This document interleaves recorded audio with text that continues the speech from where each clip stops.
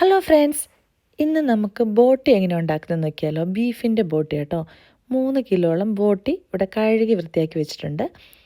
ഉരുളി അടുപ്പേ വെച്ച് നന്നായി ചൂടായി കഴിയുമ്പോൾ എണ്ണ ഒഴിക്കുക. സവോള, ഇഞ്ചി, വെളുത്തുള്ളി, പച്ചമുളക് അരിഞ്ഞു വെച്ചിട്ടുണ്ട്. എണ്ണ നന്നായി ചൂടായി കഴിയുമ്പം കടുകിട്ട് പൊട്ടി കഴിയുമ്പം ഇഞ്ചി ഇടാം.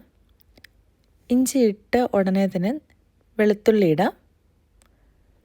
വെളുത്തുള്ളി, ഇഞ്ചി നന്നായി മൂത്ത് കഴിയുമ്പോൾ പച്ചമുളക് ഇട്ട് കൊടുക്കുക.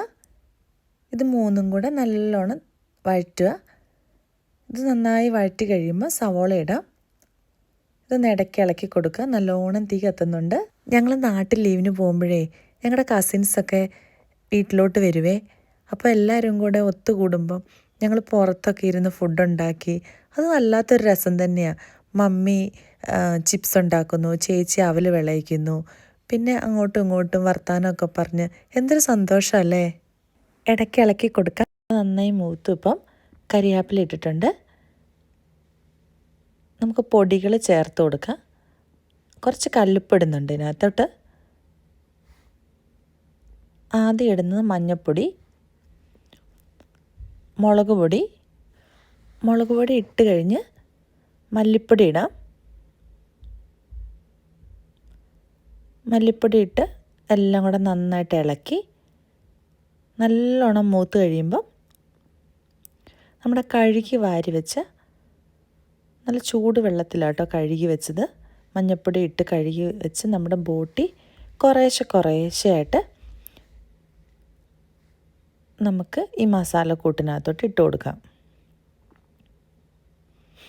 ഇടയ്ക്കിടയ്ക്ക് ഇളക്കി കൊടുക്കണം. നന്നായിട്ട് തീ കത്തുന്നുണ്ട്. നല്ല തീയിൽ ബോട്ടി വേകണം കേട്ടോ. എന്നാലും അതിൻ്റെ നല്ല ടേസ്റ്റ് വരുള്ളൂ. ഇതിന് വേറെ ബീഫ് മസാലയൊന്നും ഞങ്ങൾ ചേർക്കുന്നില്ല. ഈ മുളക് പൊടിയും മഞ്ഞൾപ്പൊടിയും മല്ലിപ്പൊടിയും കൂടെ മാത്രം ചേർത്ത് ഇതുണ്ടാക്കുമ്പം നല്ല ടേസ്റ്റ് കേട്ടോ. ലാസ്റ്റ് കുറച്ച് ഗരം മസാല വേണമെങ്കിൽ ചേർക്കാം.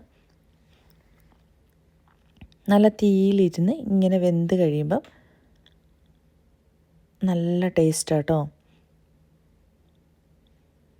ഇടയ്ക്കിടയ്ക്കൊന്ന് ഇളക്കി കൊടുത്താൽ മതി. അപ്പോൾ കുറച്ച് സമയം എടുക്കും ഇത് ആയി വരും. ഇങ്ങനെ ഫുഡ് ഉണ്ടാക്കിക്കൊണ്ടിരിക്കുമ്പോഴേ ഏത്തപ്പഴം ചുട്ടാൽ എങ്ങനെ ഇരിക്കും? ഈ കനലിനകത്തിട്ട് ഏത്തപ്പഴം ചുട്ടെടുക്കുമ്പോൾ നല്ല ടേസ്റ്റ് കേട്ടോ.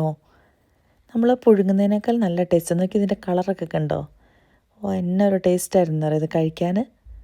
നമ്മളിങ്ങനെ വർത്താനമൊക്കെ പറഞ്ഞ് ഫുഡ് ഉണ്ടാക്കി കഴിക്കുമ്പം ഈ ചുട്ട ഏത്തപ്പഴമൊക്കെ കഴിക്കാൻ നല്ല രസമല്ലേ. ഇതിൻ്റെ സ്പെഷ്യൽ ഇൻഗ്രീഡിയൻറ്റിൻ്റെ കാര്യം ഞാൻ ആദ്യം പറയാൻ വിട്ടു കേട്ടോ. കുരുമുളക് പൊടി. ഇത് മറന്നു പോകരുത് കേട്ടോ. ഇതാട്ടോ എൻ്റെ സ്പെഷ്യൽ ഹൈലൈറ്റ്. ഇത് നമ്മുടെ ആവശ്യത്തിന് ചേർത്ത് കൊടുക്കുക. നന്നായിട്ട് ഇളക്കുക. ഇടയ്ക്കിടയ്ക്ക് ഇളക്കി കൊടുത്താൽ മതി കേട്ടോ. ഇനിയിപ്പോൾ ഒത്തിരി തീ വേണമെന്നൊന്നുമില്ല.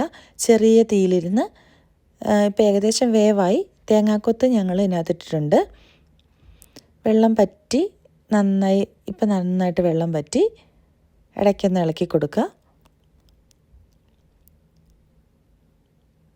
കുറച്ച് കരിയാപ്പില കൂടെ ഇട്ട് ഗാർണിഷ് ചെയ്തെടുത്താൽ നമ്മുടെ ബോട്ടി ഫ്രൈ ഇവിടെ റെഡിയായി. ഇങ്ങനത്തെ നാടൻ ബോട്ടി ഫ്രൈ കഴിക്കാൻ അടിപൊളി ടേസ്റ്റ് കേട്ടോ. നിങ്ങൾക്ക് ഗ്രേവി വേണമെങ്കിൽ കുറച്ചും കൂടെ നേരത്തെ വാങ്ങാം. ഞങ്ങൾ കുറച്ചും കൂടെ ഡ്രൈ ആയിട്ടാണ് എടുത്തത്. ഇനി അടുത്ത വീഡിയോ ആയിട്ട് വീണ്ടും കാണാം.